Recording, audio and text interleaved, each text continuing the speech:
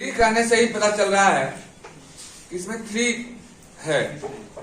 तीन एक्सिस की बात होती है इसमें, x axis, y axis and z axis. इसका कंसल्ट भी आपके वेक्टर से है। डायरेक्ट हम वेक्टर से पहले इसको जोड़ते हैं। आइए पहले वेक्टर में थोड़ा सा जो आप पढ़ चुके हैं अभी, आप जानते होंगे कि एक्स एक्सिस के अलोंग यूनिट वेक्टर को हम लोग आई कहते हैं, वाई एक्सिस के अलोंग यूनिट वेक्टर को जे कहते हैं, और के एक्सिस के जेड एक्सिस के अलोंग यूनिट वेक्टर को के कहते हैं। The angle between x and y is 90 degree, y and z is 90 degree and z and k is also 90 degree. सभी एक्सिस आपस में परपेंडिकुलर होते हैं। क्योंकि आई और के यूनिट वेक्टर होता है, इसलिए तीनों का मॉड 1 होता है। मॉड आई भी 1 होता है, मॉड जे भी 1 होता है और मॉड के भी 1 होता है। मॉड आई भी 1 होता है, मॉड जे भी 1 होता है और मॉड के भी 1 होता है। एक बात और जानिए, किसी भी प्लेन में 3 प्लेन होता है। एक्स और वाई से जो घिरे हुए प्लेन को हम लोग एक्स वाई प्लेन कहते हैं। इसको बोलते हैं हम लोग एक्स वाई प्लेन, इसको बोलते हैं हम लोग वाई जेड प्लेन और इसको बोलते हैं हम लोग जेड एक्स प्लेन। ये आपका जेड एक्स प्लेन है, ये आपका एक्स वाई प्लेन है और ये आपका वाई जेड प्लेन है।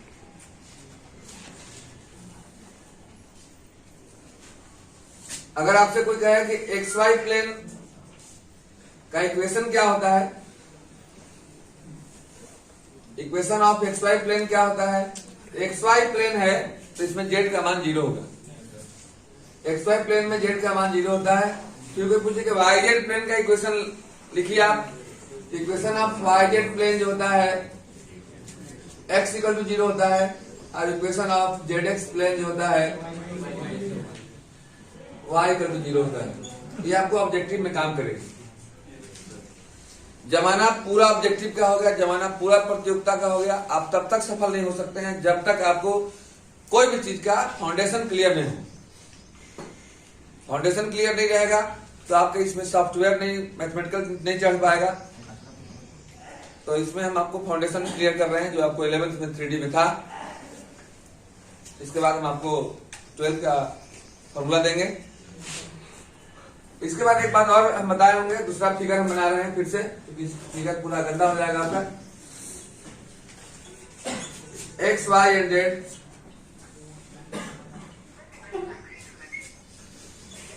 कोई भी पॉइंट अगर इसमें हो कहीं पर, मान लीजिए पी पॉइंट है, इसका कोऑर्डिनेट अगर ए बी और सी हो, ए बी और सी, ए पहला एक्स का होता है, दूसरा वाई का होता है, तीसरा जेड का होता है।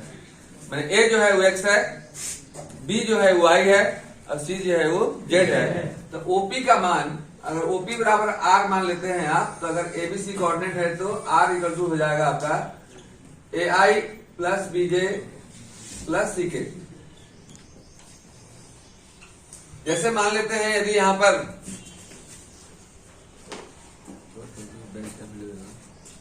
अगर यहां पर 3i प्लस 3 2 और 5 हो, इसका मतलब हो गया कि 3i plus 2j plus 5k है।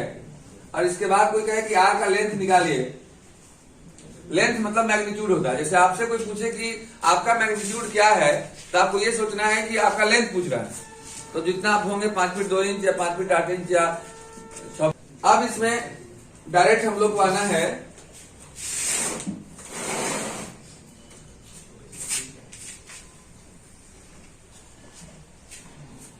कि एक्स एक्सिस पर वाई और जेड का मान क्या होता है, वाई एक्सिस पर जेड और एक्स का मान क्या होता है और जेड एक्सिस पर एक्स और वाई का मान क्या होता है। तीसरा पॉइंट जो आपको जानना बहुत जरूरी है, एक्स वाई और जेड ऑन एक्स एक्सिस, तीनों हम लिख रहे हैं, ध्यान से देखिएगा। ऑन एक्स एक्सिस पर वाई का मान और जेड का मान 0 होता है, वाई भी 0 होता है और जेड भी 0 होता है। तो जब y भी 0 हो गया और z भी 0 हो गया तो x एक्सिस के किसी भी पॉइंट पे का कोऑर्डिनेट जो होगा वो होगा आपको x 0 0। जैसे कोई एग्जाम में गए हो ऑब्जेक्टिव को पूछ ले आपसे कि 4 0 0 किस एक्सिस पर होगा, x एक्सिस पर होगा कि y एक्सिस पर होगा कि z एक्सिस पर होगा, तो आप डायरेक्ट बोलेंगे x पर होगा, क्योंकि इसमें y का भी मान 0 है और z का भी मान 0 है। बात समझ में आ रही है?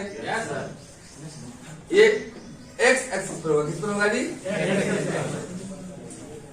ऑन y एक्सिस z का मान 0 होता है और x का मान 0 होता है, और ऑन z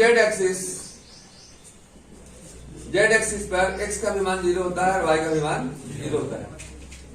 अब जैसे आपसे कुछ प्रश्न पूछ रहे हैं, आप लोग बोलिएगा। कोई पूछे यदि आपसे 0 2 0 किस एक्सिस पर होगा, x और z का मान 0 है। अब गौर से देखेंगे, फिर कोई पूछे यदि आपसे, जरा गौर से देखेंगे कि 3 4 और 0 किस एक्सिस पर होगा? एक एक्सिस पर नहीं होगा सर, ये एक्स वाई, तो एक्स वाई प्लेन में होगा, क्योंकि एक्स वाई प्लेन में जेड का मान 0 होता है। ये एक्सिस पे नहीं है सर, ये प्लेन में। एक्सिस पे होना, एक्सिस मतलब जस्ट आरी हो गया, अब प्लेन मतलब खेत हो गया। क्योंकि मान लीजिए ये एक्स आपका नाम है और वाई मेरा नाम है, तो हमारे खेत हमारा ये है और आपका ये है। अब ये जो बीच में है वो हमारा भी है और आपका भी है, जो हमारे और आपके बीच में घिरा हुआ है वो दोनों का। तो ये एक्सिस पे नहीं है, ये प्लेन में। क्योंकि z इक्वल टू 0 है, इसलिए किसमें है ये? एक्स वाई प्लेन में। एक्स वाई प्लेन में है ये। फिर बताइएगा आप, कोई पूछेगा आपसे 809 एक्स जेड प्लेन में है, क्योंकि इसका y का मान क्या है जी? तो 0। बात समझ आ रही है? पहले इतना आप उतार लीजिए।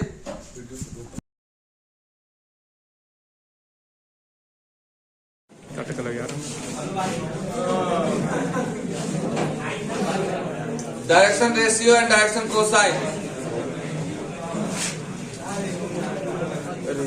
बैठो। Direction ratio and direction cosine.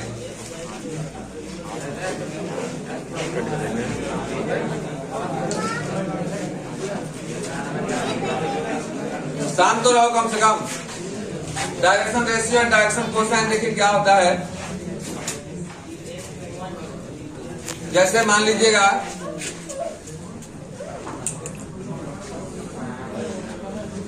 X Y और क्या है जी? जेड है। गौर से देखना, डायरेक्शन रेशियो किसे करते हैं और डायरेक्शन कोसाइन किसे करते हैं, जरा गौर से देखिएगा। पहले हम इंग्लिश में बोल रहे हैं, फिर हिंदी में समझाएंगे। इफ ए लाइन बात मत करो ना, बिना बोले करो ना, तो हम आकर इतना मार मारेंगे कि फिर याद रहेगा जिंदगी भर आपको। हम बोल रहे हैं, सुनिएगा।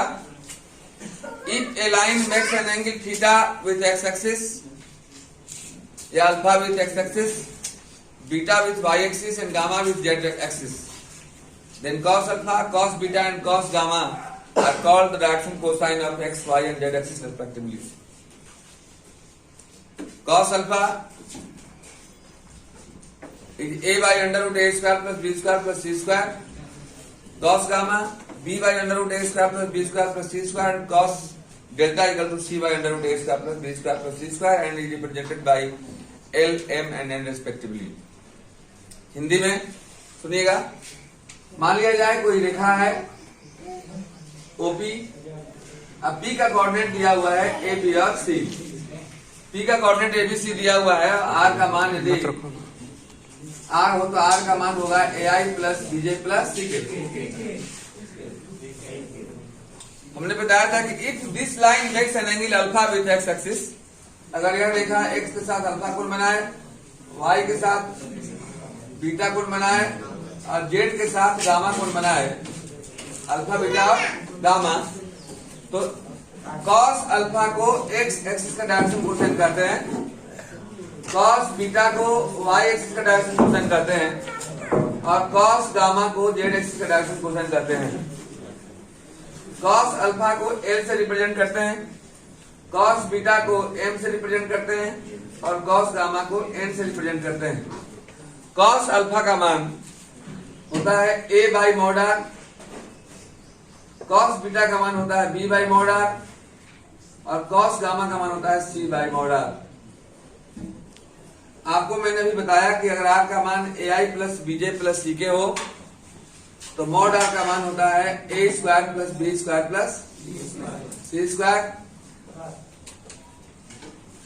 ये b by mod r means b by under root a square plus b square plus c square और c by mod r means c by under root a square plus b square plus c square होता है। ये L M और N को क्रमशः x axis का, इसको Y axis का और इसको जेड एक्सिस का डायरेक्शन कोसाइन कहते हैं, डी कोसाइन कहते हैं। तो उसका डायरेक्शन रेशियो तो पहले लिखे थे, डायरेक्शन कोसाइन बाद में लिखे थे। तो पहले हमने डायरेक्शन कोसाइन बता दिया, डायरेक्शन रेशियो बताया नहीं। हमने बता दिया नहीं डायरेक्शन कोसाइन ए बी और सी को हम डायरेक्शन रेशियो बोलते हैं। बात समझ आ रहा है? ए को बी को और सी को डायरेक्शन रेशियो बोलते हैं। तो डायरेक्शन डी रेशियो आपका होता है ए बी और सी। बात समझ आ रही है? ए को एक्स एक्सिस का डायरेक्शन रेशियो, बी को वाई एक्सिस का डायरेक्शन रेशियो, सी को जेड एक्सिस का डायरेक्शन रेशियो कहते हैं। बात समझ आ रही है? जैसे कोई बोले यदि आपसे कोई पॉइंट है जिसका कोऑर्डिनेट दिया हुआ है 3, 4 और 5 तो उसका डायरेक्शन रेशियो डायरेक्शन कोसाइन निकालिए तो 3, 4 और 5 डायरेक्शन रेशियो हो जाएगा और डायरेक्शन कोसाइन हो जाएगा ए बाई इतना, बी बाई इतना और सी बाई इतना। इस पर क्वेश्चन पूछे जाएंगे आपको, एक्सरसाइज में क्वेश्चन है। एक फॉर्मूला होता है, फॉर्मूला ये होता है, देखिए प्रूफ करने के लिए कभी कभी कहता है a square plus n square plus n square बराबर 1 या ए किसको बोलते हैं? कॉस अल्फा को। तो फॉर्मूला होता है cos square alpha plus cos square beta plus cos square gamma बराबर 1। आइए हम इसको प्रूफ भी कर देते हैं कैसे 1 होता है। चलेंगे हम एलएचएस से। एलएचएस आपका है dear cos square alpha plus cos square beta plus cos square gamma. Cos alpha का मान आपके पास है, कॉस अल्फा है इतना, तो इसका जब स्क्वायर करोगे तो ए का स्क्वायर हो जाएगा और ये नीचे का भी स्क्वायर हो जाएगा। तो ये हो जाएगा आपका ए स्क्वायर बाई नीचे का square means a square plus b square plus c square, नहीं होगा? और कॉस ये हो जाएगा कॉस स्क्वायर बीटा कीजिएगा तो कॉस बीटा का मान इतना है, जब इसका स्क्वायर कर दोगे आप तो हो जाएगा b square by a square plus b square plus c square और c square divide by a square plus b square plus c square. Any problem? जब एलसीएम लोगे तो हो जाएगा a square plus b square plus c square और यहाँ भी a square plus b square plus c square कैसे लोग करके कितना आ जाएगा 1 आएगा। Now this your answer. ये हुआ direction cosine and direction ratio. ये तब हुआ जब किसी पॉइंट का कोऑर्डिनेट दिया हुआ हो, ए बी सी दिया हुआ हो, 3, 4, 5 दिया हुआ हो, 1, 2, 9 दिया हुआ हो, 0, 0, 0 दिया, कोई भी पॉइंट दिया हुआ तो डायरेक्शन रेशियो ऐसे निकालते हैं। लेकिन डायरेक्शन रेशियो निकालने का अलग और भी फॉर्मूला होता है जो मैं भी देने जा रहा हूँ। ये पहला फॉर्मूला हुआ आपका डायरेक्शन रेशियो निकालने का, कब हुआ? जब या तो एंगल दिया हुआ हो, एंगल भी दिया हुआ तो निकाल सकते हैं डायरेक्ट आप। जैसे मान लो है अल्फा बराबर 60 डिग्री, एल बराबर cos 60, कितना होता है cos 60? 1/2। मान लो 45 है तो cos 45 1/√2। मतलब एंगल दिया हुआ हो तो निकाल सकते हैं आप या पॉइंट दिया हुआ हो तो निकाल सकते हैं। लेकिन अगर मान लीजिए कोई ऐसा फॉर्मूला दे दे आपसे, this is another way to finding what is the value of direction ratio और डायरेक्शन कोसाइन। अगर कोई कहे कि AB is a straight line joining 2 points A x1 y1 z1 and B x2 y2 z2, अब तब कोई कहे कि डायरेक्शन कोसाइन निकालिए, डायरेक्शन कोसाइन निकल जाता है यदि हम लोग को डायरेक्शन रेशियो मालूम। डायरेक्शन रेशियो A बराबर होता है, याद रखना, y2 माइनस y1, B बराबर होता है, A बराबर होता है x2 माइनस x1, B बराबर होता है y2 माइनस y1 और सी बराबर होता है Z2 माइनस Z1। जब ए बी और सी निकल जाएगा तो ए बी सी निकल जाएगा तो नहीं निकल जाएगा l a by under root a square plus b square plus c square and b by under root a square plus b square plus c square and c by under root a square plus b square plus c square. Formula आपके पास 3D का रहेगा जो आज हम बता दे रहे हैं। 3D में 6 नंबर या 10 नंबर जो भी हो आप आराम से उसको प्राप्त कर सकते हैं। बात समझ आ रही है? देखो ये फॉर्मूला हुआ। अब हम लोग इससे आगे आएंगे कि जब दो स्ट्रेट लाइन दिया हुआ हो, दो अलग अलग लाइन का अलग अलग डायरेक्शन कोसाइन होता है। देख रहे हैं ना आप, एक्स का अलग है, वाई का अलग है, जेड का अलग है। तो जब दो लाइन दिया हुआ हो, दोनों का डायरेक्शन रेशियो दिया हुआ हो या डायरेक्शन कोसाइन दिया हो, दोनों के बीच का एंगल कैसे निकालेंगे इसके बाद हम वो चर्चा करेंगे। पहले आप बोर्ड उतार लीजिए।